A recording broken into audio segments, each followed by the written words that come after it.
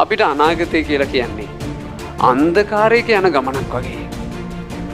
අන්ධකාරය යන ගමනේ ඊළඟට කටු තියෙන තැනක් හම්බෙයිද, ඊළඟට වලක් හම්බෙයිද, ඊළඟට කාණුවක් හම්බෙයිද අපි දන්නේ.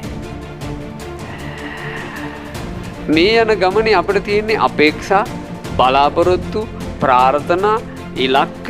මෙහෙම වෙනවා නම් හොඳයි, මෙහෙම වෙනවා නම් හොඳයි, මෙහෙම වෙනවා නම් හොඳයි කියන ඒවා විතරයි.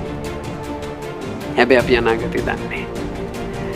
අද මෙහෙම හිටියට ඊළඟ තප්පර කීපේ මොනව වෙන්න තියෙනවද කියලා කවුද දන්නේ? එහෙම ජීවන ගමනක අපි ජීවත් වෙන්න තෝරගත යුතු පිළිවෙල තමයි මේකේ වැදගත්ම දේ.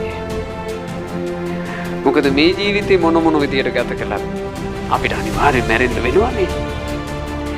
මේ ජීවිතේ වෙනුවෙන් විතරක් ඔට්ටු වෙලා ඒක විතරක් ජීවිතේ කරගත්තට කමක් නැහැ.